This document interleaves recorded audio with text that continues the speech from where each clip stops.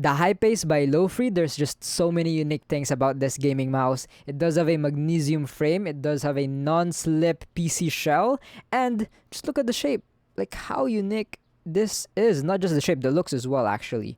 But yeah, is it any good? Let's go ahead and check it out.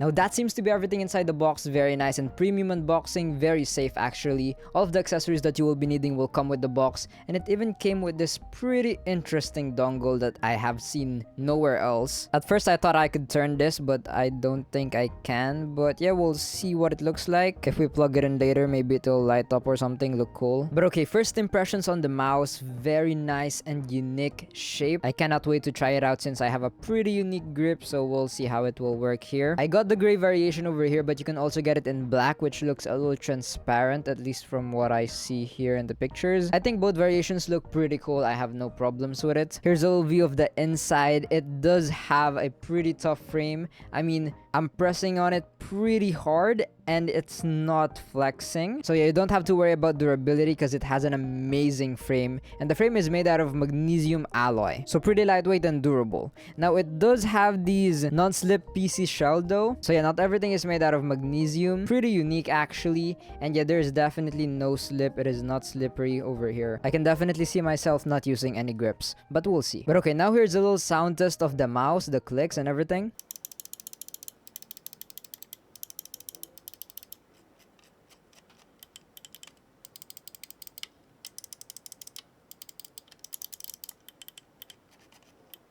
I have no problems with how the mouse sounds like. Now feeling wise, these switches, pretty snappy. If you click over here where the switch is, you can kind of see where the switch is, like over here. If you click around the middle, it is pretty snappy. It's a pretty consistent feel on the clicks, but if you press on the very end though over here, there is, as you can see from the structure, you can kind of get it to flex a little bit, which can cause some post travel. But yeah, I don't think you're gonna be clicking all the way here anyway. You're probably gonna be clicking more here, and it does feel pretty nice. But don't click all the way here though, like yeah, you cannot really click over here. I mean, who will click all the way back here? I don't think no one, right? But yeah, pretty snappy clicks, very minimal post and pre-travel. These clicks are the Kale White Blade switches. They have 100 million click lifespan. More info on the other buttons here as well. Now for the scroll wheel, it is rubberized as you can see, and it is also pretty thin, unlike other mouse scroll wheels. But yeah, I do think it does feel pretty nice. I have no problems with the tensioning. Pretty easy to spam as well, middle click, no problems with that. Now for the side buttons, also very unique. It does kind of have this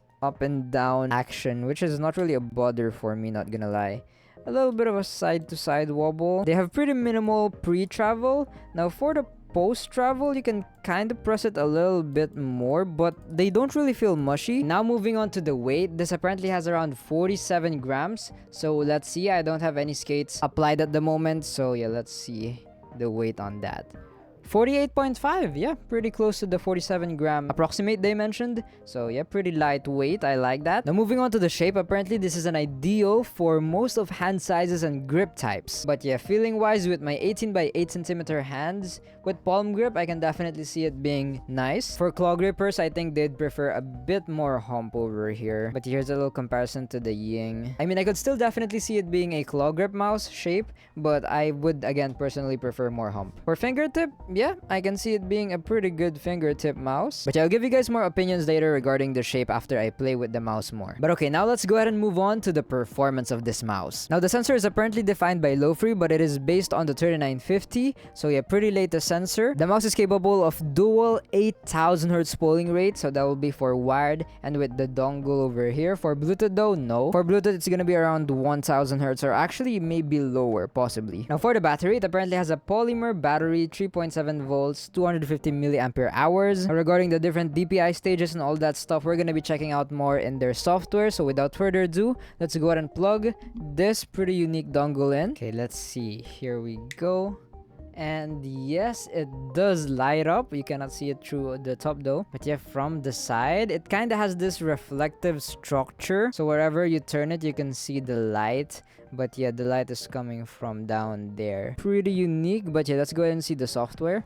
So I have the web-based software over here, but before we connect it, let's go ahead and turn on the mouse using the switch over here, 2.4 GHz, and as you can see it is working, but we still don't have skates installed on the mouse. Now of course, no worries, as you saw earlier from the unboxing, there is some skates that came in with the mouse in the box, but for me, I'm gonna be using these Unusual Way Sports Silver Fox dot skates because I do find them pretty good for my glass pad over here. Mouse skates applied, I have 5 in total. That feels pretty nice. So okay, let's go ahead and connect the device over here, Hypace at Lofree. Okay, I'm just gonna disable this camera so that you can see fuller. So first, we're greeted with the different profiles we can set. Nice. We can also see our battery life, lighting effects. We have neon right now. I'm guessing this is for the dongle. Yes, you can get pretty customizable as you can see, but I must stay that on neon. We can also reprogram the keys over here. Okay, we must keep the left key, which as you can see over here, pretty customizable. We can export, import, and restore. We can change the speed. We have ours on 10. I'm not sure what this is. Is this the polling rate? Oh wait, no, this is for the RGB, not the polling rate. My bad. But yeah, I'm pretty satisfied with the tab over here. Moving on to the performance tab, where we can now finally set, yeah, the polling rate. So yeah, set that to 8000 Hz polling rate. We can also set debounce time. We are currently on 8 milliseconds. I'm gonna try 0 and we'll see. I'll update you guys later if that will cause some double clicking. But yeah, for the DPI, we can also set all the way to 40,000. I'm pretty satisfied with 1600. We can also set different steps. Since we do have a DPI button at the bottom, we can also change the sleep time over here. I do like mine on 5 minutes. And then lift off distance, 1 millimeter. Okay, we also have ripple control, angle, snap, motion sync, long distance mode. We also have highest performance. What is this for? And why can I set different times? I'm not 100% sure why we gotta set like different times though on the highest performance. I can understand if I gotta turn it on, but yeah, I'll update you guys later on why do we have to set time if I find out. But okay, moving on to the next tab. Here we can create our macros. Very nice. And then settings. Okay, we can do pair and update our firmware, and it looks like we are on the latest since I cannot click this. Yeah, here's a little view of the mouse like opened up on the frame, and that's pretty much it. Pretty simple web-based software, pretty easy to access, no need to install anything. I'm pretty satisfied with that. But okay, now let's go ahead and test this on the polling rate tester app. So let's see how accurate this 8000 Hz is.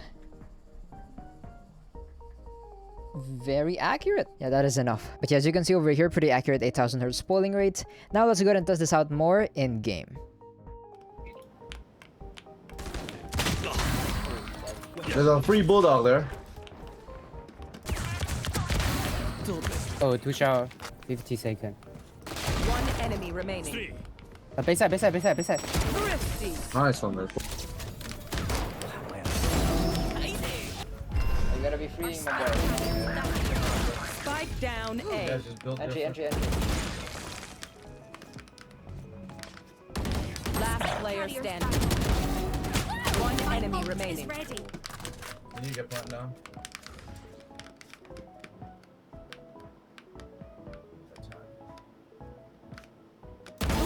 Nice one mix. Oh, ready for? One side. Behind you, mix. 2 TP, last 2 TP. One enemy remaining. Right now, on the right. Nice one, mix. One more. You hold. Get front backside. You hold. Still. One city. Two CT, No one you fly, want. no fly, no fly. Still in your. One enemy remaining. They show that.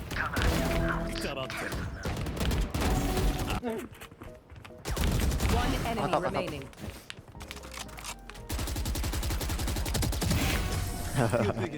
So after playing and testing with the Hypace by Lofree, here's my experience so far. Now, not gonna lie, when I first saw this mouse, I'm not sure how I would feel about it comfortability wise, because you know the shape, it looks very unique, but surprisingly it actually does feel pretty comfortable, and for my claw grip it did feel pretty nice. The hump might look a bit hidden because of the back over here kinda extending, making it look kind of flat, but yeah, it does have some hump. Definitely not as high as the others though. I think it would have been better if they added a bit more hump, but not gonna lie, this is pretty good amount of hump for me. Actually, I was pretty satisfied. Now, even though it is comfortable, there is still definitely a little bit of getting used to it. It's not that hard to get used to it because again, it is pretty comfortable already, or at least for my grip and hand size. So yeah, I got pretty used to it pretty easily, and yeah, I've been really liking the shape. But yeah, I was able to aim with it pretty nice. As you saw from the gameplay, you know, my flicks were amazing, my tracking, I had no problems with it. It didn't hold me back when I was gaming. The sensor felt pretty nice and responsive for me, you know, the 8000 Hz polling rate. The clicks also felt amazing and snappy. I have no problems with them. Now, I don't really use the side buttons much for me personally, but they actually have quite the wobble, like side to side. They don't really have any pre-travel, like they're pretty instant, very little pre-travel. But for the post-travel, if you click them at the side of the side button, you know what I'm saying, like the side of the side button, it kind of like gives a little bit of a post-travel. But yeah, if you click it the right way, it does feel pretty nice. So yeah, if side buttons are a big deal for you, take note of that. But yeah, I've been really loving the weight as well. I think the weight is very lightweight and nice. I have no problems with it. And even though it is lightweight, very durable because of the magnesium alloy frame. And you didn't really experience any major problems with the mouse. So, would I recommend it? Well, it will be available in Kickstarter first, and it will have quite a lot of different prices depending on what you're gonna get. If you're gonna pre-order it for VIP Club, it's gonna be around $109. The MSRP is gonna be $199. So that is quite a big discount, 45% off for the VIP Club. Now for the super early bird price, it is also gonna be the same price, $109, 45% off discount. But that's only gonna be for the first 24 hours this mouse is released, I'm pretty sure. And yeah, the normal early bird price is gonna be $129 with the 300 pieces, still a 35% off discount, still pretty big. I'm gonna go ahead and flash the other prices as well on the screen. So yeah, because that is quite a lot of different prices. You can add on a mouse pad, but that's still to be updated. You can also add a t-shirt. You can also pay $1 to reserve or secure an access to the super early bird reward for $109. So that's gonna be like what, $110. So yeah, if you're really serious on buying this, you know, that's only $1 of reservation. And of course, that will only be valid through the Kickstarter campaign period. So yeah, if you can get this for around $109, I mean, for what you're getting over here, a magnesium frame, pretty durable mouse, lightweight, amazing performance, pretty unique shape. I think it does look pretty cool. For $109, I think it is worth it. I would definitely recommend it. For the early bird price, $129, and the KS special, $149, I actually think it is still worth it. But yeah, of course, you're not getting the $109, which is more worth it. But hey, if you miss the early bird pre-order sale, you're gonna be forced to get that price. But I think it is still worth it. You know, you're still getting an amazing discount with from the $199. For the $199, say you don't have any sales, or you know, you gotta get it for the MSRP, it is still definitely a pretty okay price for the mouse. Yes, I can see it still being worth it. But yeah, if you can get it with the sale, I think that's definitely the best choice option for you. So yeah, would I recommend it? It is definitely a very unique mouse, and there's a lot of unique mouse in the market, and a lot of them don't work. But this one though, it does work, which is impressive. I really like it. Very innovative, very unique. I think this is one of the first mouse I've seen with 2 layers on it, like a magnesium frame and also a PC shell. So yeah, very unique take on gaming mouses. I think it is very cool. And if you also think it does look cool, then yeah, of course, I would recommend it even more then. If you're interested, I'll be putting this first link in the description, and that will also be my affiliate links, so it would really help me a lot, support me a lot if you use that. And a little disclaimer, this mouse is sent to me by Lofree, but that won't change my review though. Everything that you've been hearing me say about this mouse are my honest opinions and review. But yeah, I pray and hope that this video helped you in some way. I'll go ahead and see you guys in the next one. Don't forget to stay grateful, and remember, Jesus loves you. Bye-bye.